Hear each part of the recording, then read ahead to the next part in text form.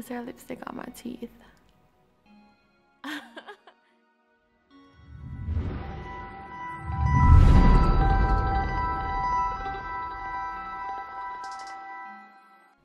Okay, let's do this. Welcome to my vlog on how I became an air hostess. But before that, if you don't know who I am, if this is your first time on my YouTube channel, I just want to welcome you. I am Royanne De Silva. I'm 23 years old and I'm from the most vibrant island in the world. Okay, it's obvious because my channel name is The Jamaican Mermaid, and yes, I'm from Jamaica. And about 1 year ago, I started a travel vlog. And since then, I've gotten so many questions, especially on social media, about how I travel so much. So the truth behind it all is that I am an air hostess. I live in the Middle East. I fly for one of the biggest airlines in the world. Because of just privacy issues, I'm just going to leave it anonymous which airline exactly it is. But this video is to shed some light on how a lot of you guys can become an air hostess like me, and just the journey that it takes in a very concise way, because I don't want this video to get too long. So bear with me, and yeah, let's get it started. Firstly, I did not want to become an air hostess. Let's just get this out of the way. It was not my goal in life. It wasn't my career path. I studied economics in university, and randomly one of my friends told me one day that there was a recruitment day in Jamaica for this airline that I've never heard of in my life, and I just got up and said, okay, fine, I'm gonna go, I'm gonna do it. So it wasn't a bunch of preparation that I took, but it sort of went seamlessly, and I was successful at the end of the day out of thousands of people. So this is just my tips. I broke it down into four quattro of the biggest points that I will say on how it is that you will hopefully be successful in becoming a flight attendant. How do you apply to become an air hostess? There are two ways. The first one is that you can do it online on a website of the airline that you're looking at. So I'll have some websites below. But basically, for example, if you want to work for British Airways, you can go to the British Airways and then like the /careers page. And if you're not doing it online, then you can do it via going to a recruitment day. But I will say that all the people that I know who did it online, they ended up being invited to a recruitment day or an interview session where it had to be like face-to-face, one-on-one. So this video is still going to be talking about my recruitment day and just how to ace that, how to just, yeah, be a boss. We got this. And that's what it is. But the first thing with the recruitment day is that you're gonna have to meet the basic requirements. For my airline, it was one, you have to have a high school diploma. So you don't need to have a college degree for most airlines. Two, you have to be at least 21 years old. Again, this is my airline, guys. Three, you have to be fluent in English. Four, you have to be physically and mentally, no cuckoo, physically and mentally fit. And how could I forget? You have to be able to reach at least 212 centimeters while standing on tippy toes. Lord, this is the most controversial one. People always think, oh, how tall do you have to be an air hostess? La la la la la. I'm not tall at all. There's people shorter than me in this industry. You can become a flight attendant even if you are not modelless, tall and completely skinny and all of that kebab. But yeah, 212 centimeters. So my mommy and I remember we did it on the kitchen wall. Like you measure it and you put a little pencil mark and you tip, and it's just to see if you'll be able to close the overhead bins. That's really what it is. So that out of the way, basic means it's basic, no worries. Let's get on to open day. Now, first of all, you have to fill out some stuff online before you go. So you're gonna come to the recruitment day with some documents. But before we get to the documents, the first thing is you gotta look good, boo. You have to get it together when it comes to your physical appearance. That's just what this job entails. So I will break it down. The outfit I'm actually, okay guys, pause. This is what I wore on the day. This is it. Yeah, I know, I love pink. Pink is my favorite color, in case you don't know. So I thought the blazer was like a good addition of my personality to kind of let me stand out rather than just being completely monotonous in like full black. But I wore a blazer and I wore a pencil dress, stockings and pumps. And my makeup, I'm always I love neutral smoky eyes. I recommend that all the time. Some foundation, not too much where it looks cakey, and lipstick. Lipstick is a must. So you can do a red or you can do a dark pink, but for sure wear lipstick. It just makes your smile so bright. And for hair, I am obsessed with low buns. This is even how I got to work.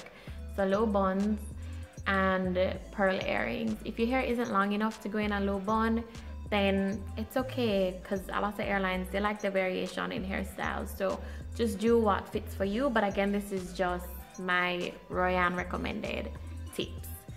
So let's get past the look. And the second one is that your photos say 1,000 words. So the documents that you bring on the day, you have to make sure they're professionally taken photos and it fits the format that was said on the application. So these are the photos that I submitted for my official submission. So again, it's business attire. I'm wearing a skirt and again the stockings, the pump, low bun, just the look of air hostesses in 2017. Now, after that, we go on to the interview. So on the first day, it's called an impact interview. So you bring in your documents, you look the part, you're in a huge, thousands of people, believe me, thousands of people. You get a number, you wait for your turn, and then you will just meet the interviewer and they'll ask you, oh, what's your name? You say, hi, I'm Royan. And they'll take your resume, they look at it. I will be honest, it does make a difference if you have experience in customer service, because I do. So it does give you an edge, but my friends that I have here, not all of them have had experience in it, but it does give you an edge. And they ask you about yourself, tell me about yourself. Simple questions. They will ask you something about your resume, so no bother lie on your resume, just keep it real, keep it real. And then she handed me a piece of paper that said advanced onto the second day of the open day. So now on to the second day. Normally it starts about 7 a.m. or earlier than that, I don't remember. But the first thing that you have to do is an English test. And it's such basic English, I'm sorry, but if you don't know the difference between you're in possessive and you're with an apostrophe RE, Royan De Silva cannot help you. I just don't know. I don't know what to tell you. So God be with you on the English test, but I will say it was very easy. And we had to write an essay as well about how you went over and beyond for a customer, something in regards to customer service. So you can have that in the back of your head. Then that was the first round. And after that, now we moved on to the height test. So if you think, honey, that you gonna come in 6-inch heels and trick these people, no, no, no. You have the height test and you have to take off your shoes and you have to touch the number that they said, because some people were lying about their height. So you have to touch it, and once you touch it, then you move on to the third round, which is the personality test, which was my favorite part, because again, no matter how gorgeous you could be, if you just don't have a good personality, then this job just isn't for you. You know, it's a people person job, it's customer service, so you really have to be good with people. And this is my third tip now, which is to tell the story. What is the story that you're going to tell these people that will make you different from the thousands of other ladies and men in this world that want to be a flight attendant? Why do you deserve to travel the world for free, to be at 5-star hotels, to all of that. Why? And that's just it. So the story that you have to cultivate and put together is one where you need to sell yourself as a lover of travel. And as cliche as it sounds, it works, boo. It works, honey boo boo. Because I had to do a personality test, and how they did it was that you had to choose a word out of a fishbowl. And whatever the word was, you had to talk about it, just say anything about it. So my own was experience, and I've lived in New York before, and when I was living there, I had a bunch of friends from like Russia and Brazil and Lithuania, and I just thought it was such an amazing opportunity. It was such an amazing experience. I loved it. And for me, an air hostess, the life that I would be living is similar to that, where I'm meeting people from different cultures, where I'm sharing my culture with them and I'm learning so much about theirs, where I'm trying new foods, where I'm learning new languages. So it's this enthusiasm that you want to portray to these people that's really going to make it different. So no matter what kind of word, no matter what kind of question they ask you, you have to know the story that you want to tell on this day, and that is that you deserve to be an air hostess. You're the complete package and you're ready. And after that, there's still 2 more rounds left. You have the group work, and I remember they told us that we had to come up with in-flight products that we can sell on board. Now, let me tell you the trick to this group work, which is my 4th and final tip, is that you have to have an attitude of humility. Now you're gonna have the recruiters looking, because you have to discuss what it is. So you're gonna be walking around and lurking and looking at who is talking and who is not talking. But the aim is to find a balance. So of course you're going to have to suggest something to the group, but you also have to learn how to listen. So don't be chatting and you're the only one taking the spotlight. They won't choose you. Believe me, they will not choose you if you are like an attention seeker and it's just me. No, that's not what it's about.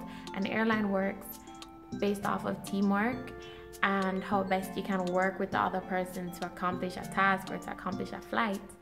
So you do that and then you move on to, so after you deliberate, then you have to present it.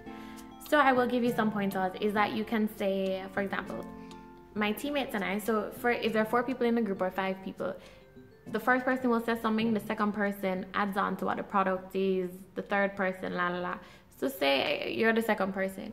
You can say, as my teammate mentioned before, our product is this universal charger that will allow you to charge your mobile wirelessly in our aircraft, and la la la. And then when you're finished your part, you can say, and my teammate will now speak about the budget when it comes to this product. So the aim is that you just want to bring in your teammate and talk about your teammate's points and just be as cohesive as possible and just seem like you're a team player. That's the aim of this whole project, to be a team player. And the last and final part of assessment day was the final interview, where after the rounds they call out the numbers of who stays. So by this time it's about maybe 50 people left, less than that, maybe 40 people. So you have the final interview and they ask you, for example, when would you be ready to start? They ask you if you have any questions. Nobody asks the people, I don't know, like foolish questions. But they just ask you if you have any questions. And I remember I was just so at peace. After you go through all these rounds, it's just like, oh, what the heck? If them take me, them take me. If them don't take me, what to do? And I remember I said to them, enjoy Jamaica. Even if you are just here for 2 days, I hope you enjoy Jamaica. Even if I don't get this job, have some jerk chicken, dance to some reggae music. And if I see you in the Middle East, I see you in the Middle East. What will be, will always be. And that's just the whole aim of this video, is I'm giving you my tips, but believe me, it's just a matter of destiny. It's just a matter of what is meant for your life. But I do encourage you to just go out there and apply. You just don't know. You don't have anything to lose. So apply, and I really hope it goes in your favor.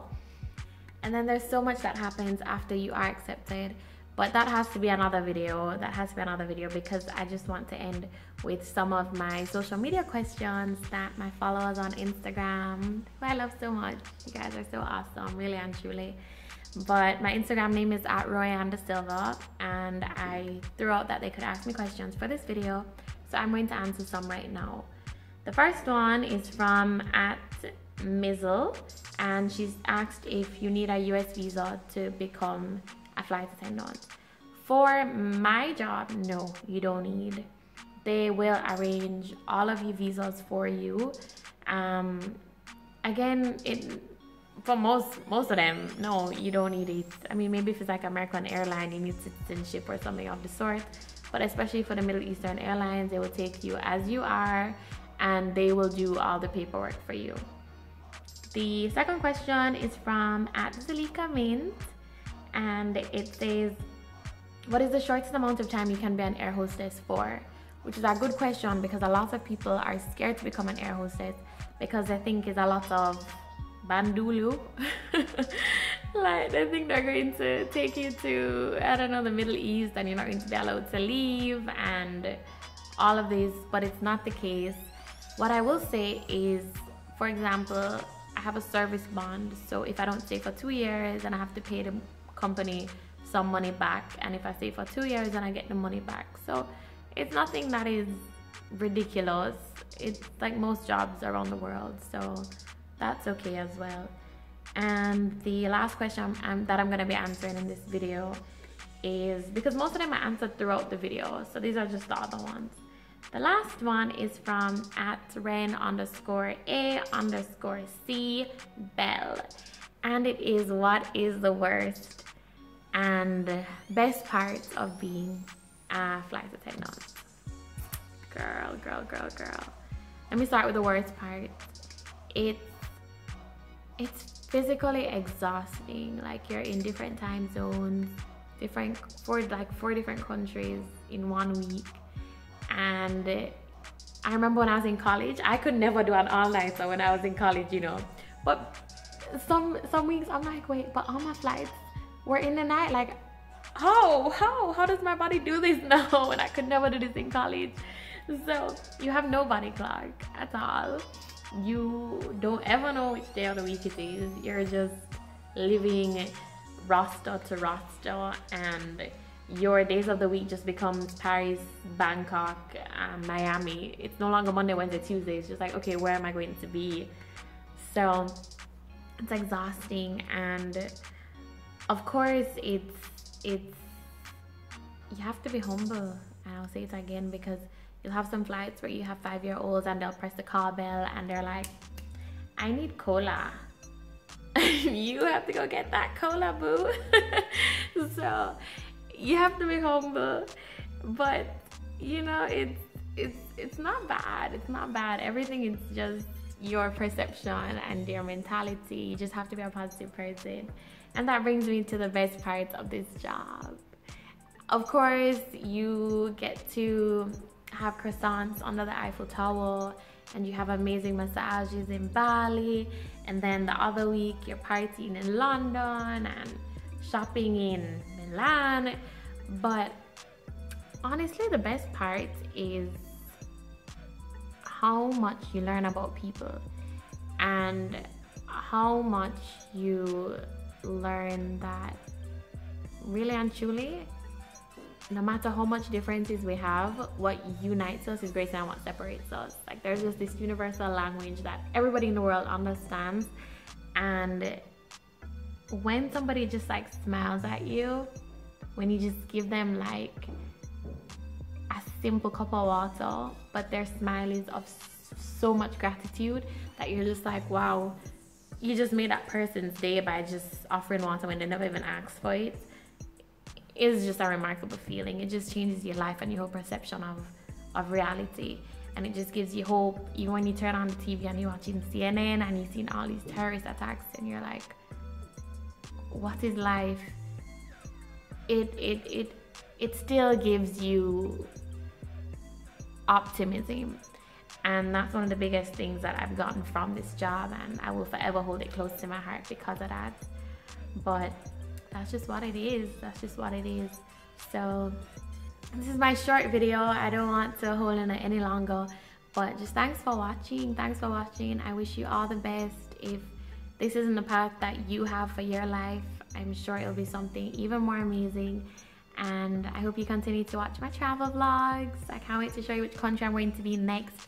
And also, I'm gonna have a giveaway this month. So make sure you follow all my social media pages, Twitter, Facebook, Instagram, everything is at Royanda Silva. And if you haven't watched all my travel vlogs, just go to my website, www.thejamaicanmermaid.com, and catch up.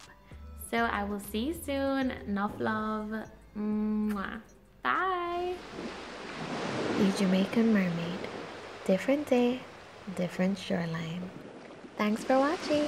Click subscribe below and follow my social media pages for updates and giveaways. Enough love, and see you soon.